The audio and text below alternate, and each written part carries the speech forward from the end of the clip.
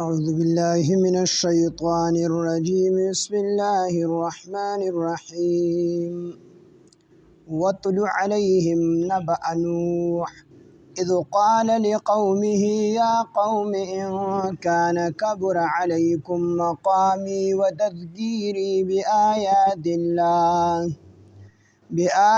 الله فعلى الله توكلت فأجمعوا أمركم وشركاءكم ثم لا يكن أمركم عليكم غمة ثم اقضوا إلي ولا تنظرون صدق الله العظيم. رب اشرح لي صدري ويسر لي أمري واحلل عقدة من لساني يفقهوا قولي. رب زدني علما سبحانك لا علم لنا إلا ما علمتنا إنك أنت العليم الحكيم. سورة یونس یولسم سپارہ آیات نمبر 71. وَاتْلُ عَلَيْهِمْ نَبَأَ نُوحٍ إِذْ قَالَ لِقَوْمِهِ يَا قَوْمِ إِنْ كَانَ كَبُرَ عَلَيْكُمْ مَقَامِي وَتَذْكِيرِي بِآيَاتِ اللَّهِ. دې آیاتونو نه مخکې مختلف مضامین بیان شو. اوس په دې رکوع کې د بعضو انبیو کیسې بیانېږي او لوستل کېږي. نبی علیہ السلام قوم د چې کوم دی الله تعالی نبی علیہ السلام ته فرمایي چې د قوم د پیغمبر نوح علیہ السلام کیسه اولوله چې دغه قوم دغه خبره ونه منله نو الله پاک جل شانه نیست او نابود کړي. نو دک رنګي مشرکین مکه ته خطاب دی کو چیرته سوم د پیغمبر خبره ونه منه نو الله تعالی به نیست او نابود کړي. په کثرت کې د نوح علیہ السلام قوم دا ډیر زیاتو او نوح علیہ السلام له الله تعالی عمر دا ډیر زیات ورکړو. 1400 سال دا حضرت نوح علیہ السلام له الله تعالی عمر ورکړو. 1400 کاله دا د نوح علیہ السلام عمر. 900 کاله تبلیغ کړو خپل قوم ته. 900 کاله نوح علیہ السلام دی دنیا کې 1400 کاله تیر کړو. نو چې چاته تاسو کو چې تاسو دا دومره عمر څنګه ومونته دا وخت په تاسو باندې څنګه تیر شو. نوح علیہ السلام ته فرمایل چې لکه د یو مکان 2 دروازې وي، 2 په یو دروازه باندې سړی راننوځي په بل دروازه دی وځي. دا 1400 کاله ناماده شان تیر کړ. نو 1400 کاله عمر د حضرت نوح علیہ السلام د الله تعالی ورکړو او 900 کاله دا تبلیغ کړی دی. په دې 900 کاله کې د خپل قوم د شپې عمره بللې دي، دروازې عمره بللې دي، یوازې عمره بللې دي او په جمع ورته هم تبلیغ کړی دی او ټول د الله جل شانه وحدانیت طرف ته بللې دي. خو هغې د ضد او د عناد د وجې نه په حضرت نوح علیہ السلام باندې ایمان نه دی راوړی. نوح علیہ السلام چې کوم دی نصیحت د الله طرف ته رابلل خو هغې د ضد او د وجې د هغوی کې مشغول او الله طرف ته 15 کسان نیکان کسان د دې نوح علیہ السلام د خلکو د قوم دي کې 15 کسانو. یو داود مفسر د حضرت ادریس علیہ السلام لقب او دا سلور د غزامون. نو دا نیکان خلق چې کله دنیا نه لړو نو دا خلق خپاو چې دا خو نیکان بندگانو به مونږ کیونو زموږ سردارو خوشاله وو. نو دی خپاو نو شیطان ورله راغی ورته وی ولې خپه کېږئ، د دې مجسمې جوړې کړئ، د دې شکلونه جوړ کړئ او هغې ته ګورئ په هغې خپل غم غلطوئ. نو شیطان خو ډېر هوښیار دی، هغه ورته داسې وویل چې دې عبادت کوئ. ورته وی د دې مجسمې جوړې کړئ او بس دې ته ګورئ. او مخکنو امتونو کې دا ترتیب و چې کوم د ګناه اسباب د ګناه دپاره کم اسباب او دروازې وي نو هغه به حرامې نه وي. دا صرف د دې امت خصوصیت دی، د نبی علیہ السلام د امت خصوصیت دی چې دې امت باندې چې کوم اسباب دي د ګناه هغه هم حرام دي. لکه زه تاسو له مثال درکړم، لکه بدکاري زنا ده حرامه ده، نو د دې دپاره چې کومه دروازه ده او کوم سبب دی هغه هم حرام دی. هغه نظر دی، نظر هم زموږ په شریعت کې حرام دی. نظر دا د بدکارۍ دپاره سبب او ذریعه ده دا ګناه او بدکاری دا د دې نظر نه لومبې شروع کیږي. نو شریعت زموږ شریعت نبی علیه السلام په شریعت کې دا نظر حرام کړی دی. دک شانتي دا بت تصویران وباسل بوتان جوړول نو دا په هغه دور کې حرام نو، خو زمونږ په دین کې ځکه حرام دي چې دا د بت پرستۍ دپاره سبب او ذریعه جوړېږي تصویر. نو د دې وجې نه زمونږ په دین کې هغه څیزونه هم حرام دي چې کوم د ګناه دپاره سبب او ذریعه جوړېږي. نو په هغه دور کې دا مجسمې جوړول ګناه نه و. شیطان ورته وایي د دې مجسمې جوړې کړئ او ګوره ورته خپل غم پې غلطوئ. نو دا کوم خلک وو چې دغه نیکان کسان لیدلي نو څه وخته پورې خو دوی ژوندي وو، دوی به هغې بوتانو ته کتل او خپل غم به یې پې غلطه و. خو چې کله دغه پیړۍ تېره شوله د دوی اولاد راغی نو شیطان ورته ستاسو مشرانو به د دې عبادت کو.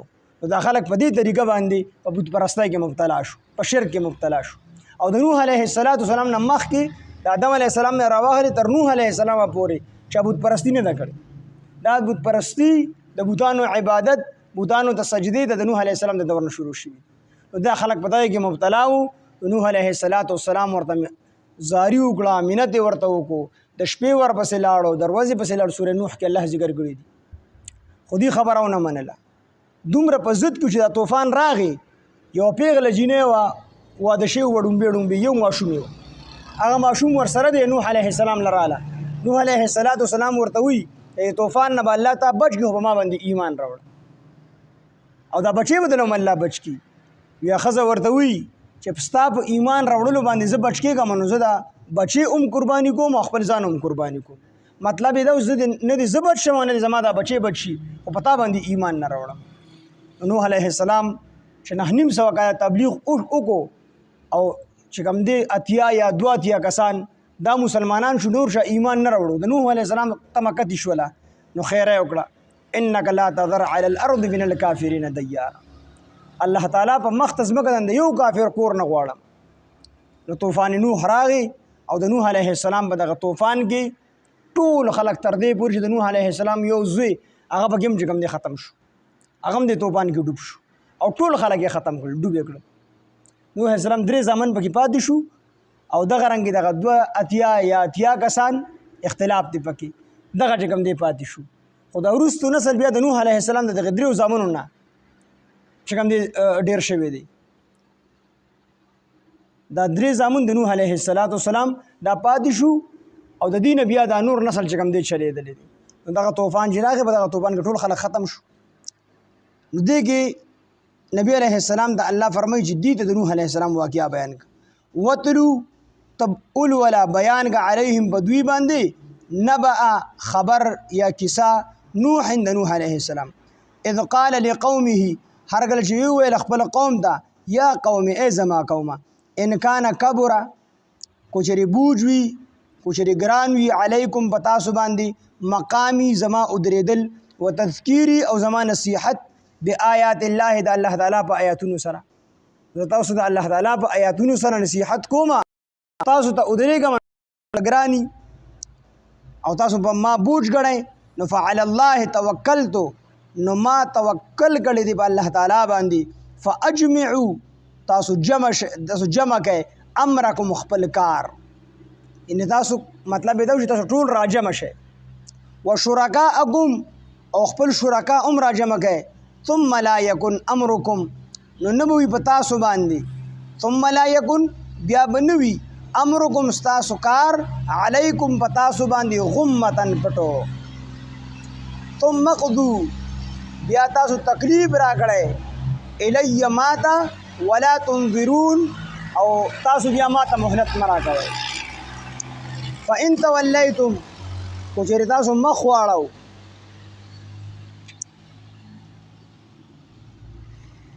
فما سألتکم فإن تولیتم کو چېرې تاسو مخ واړو د الله تعالی د وحدانیت نه، زما د تبلیغ نه مخ واړو، د آخرت نه مخ واړو، نو فما سألتکم نو زه نه غواړم لتاسو نه من اجر س اجر، ان اجریا نه دی اجر زما الا علی الله مگر په الله تعالی باندې دی. څومره انبیاء علیهم السلام چې راغلي دي خپل قوم ته خطاب کړی دی دا خبره ورسره کړله چې ان اجریا الا علی الله.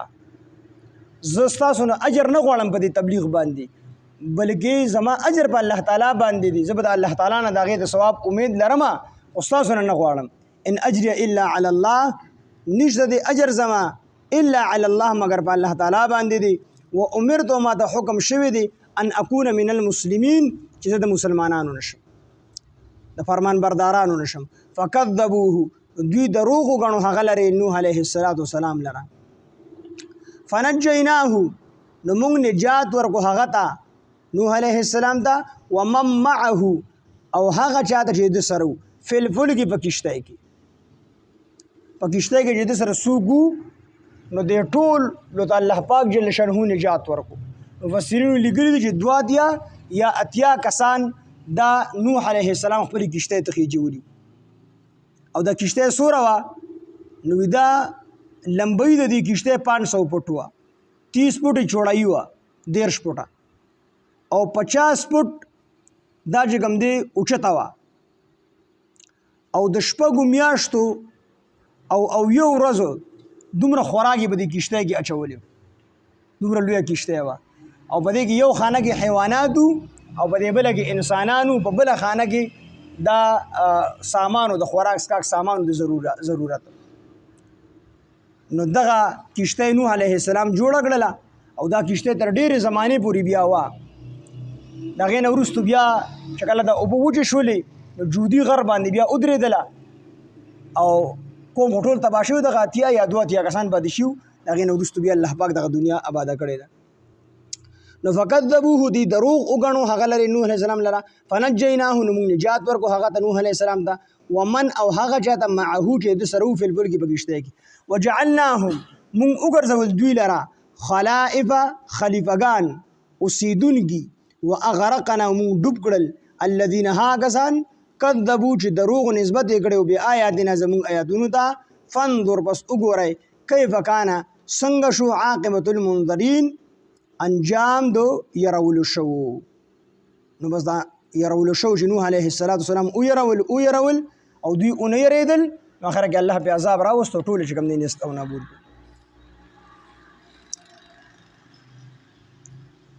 نوح علیه السلام د زامنونو حام سام او یافس حام سام او یافس دا درې زامن د نوح علیه السلام په کشتۍ کې وو او بعضې مفسرین وایي چې دا ټوله دنیا د دغه دریو زامنو نه الله تعالی دوباره آباده کړی. نوح علیه السلام د آدم ثانی موي آدم ثانی څنګه چې د آدم علیه السلام نه د انسانیت ابتدا شوې ده انسانیت دغه نه ډېر شوی دی نو دغه شان د نوح علیه السلام نه دوباره د دنیا جوړه شوې ده. نو بعضې مفسرین چې دا حام سام او یافس دا درې زامن د حضرت نوح علیه السلام سره کشتۍ ته ختلي وو او دا ټوټل تعداد په دې کشتۍ کې 2 یا 3 یا 8 کسان دا ټوټل دنیا چې بیا وروستو آباده شوې ده د دریو زامنو نه آباده شوې ده حام سام یافس. وتلو اولولا علیهم په دوی باندې نبأ نوح خبر د نوح علیه السلام کیسه د نوح علیه السلام اذ قال لقومه هر کله چې وویل د خپل قوم ته یا قومي چې ای زما قومه ان کان کبر علیکم کچری بوج وي په تاسو باندې مقامی زما ادریدل و تذکیر یو زما نصیحت بآیات الله د الله په آیاتونو سره فعلى الله توکلت نو ما توکل کړی دی په الله تعالی باندې فاجمعوا امرکم تاسو جمع کړئ خپل کار و شرکاءکم او خپل شریکان جمع کړئ یعنی تاسو خپل تدبیر چې کوم تدبیر تاسو جوړ کړی دی نو ټول په جمع سره دغه تدبیر توی کړئ وشرکاءکم او خپل شریکان جمع کړئ ثم لا یکن بیا بنوي امرکم ستاسو کار علیکم په تاسو باندې غمتن پټ ثم قضوا بیا تاسو تکلیف راکړئ الی ماته ولا تنظرون او تاسو ماته مهلت مرا کوئ فان تولیتم بیا کو چېرې تاسو مخ واړو فما سألتکم نو زه نه غواړم له تاسو نه من اجر څه اجر ان اجریا ندی اجر زما الا علی الله مگر په الله تعالی باندې دی و امرت ان اکونا او ما ته حکم کړی شوی دی دا چې شمزو من المسلمین د فرمان بردارونه فکذبوه پس دوی دروغ وګڼو د لره یعنی نوح علیه السلام لره فنجیناه نو موږ نجات ورکو د ته یعنی نوح علیه السلام ته ومن معه او هغه چاته چې د سره فی الفلک فکشتی کې وجعلناهم امون اگرزول دوی لرا خلائف خلیفگان واغرقنا امون غرقل الذين هاكسان كذبوا چې دروغ وګڼل بآياتنا زمون آیاتنا فانظر بس وګورا كيف كان عاقبة المنذرين څنګه شو انجام د يرول شو سبحان الله بحمده سبحانك اللهم وبحمدك نشهد ان لا اله الا انت نستغفرك ونتوب اليك سبحان ربك رب العزة عما يصفون وسلام على المرسلين والحمد لله رب العالمين آمين برحمتك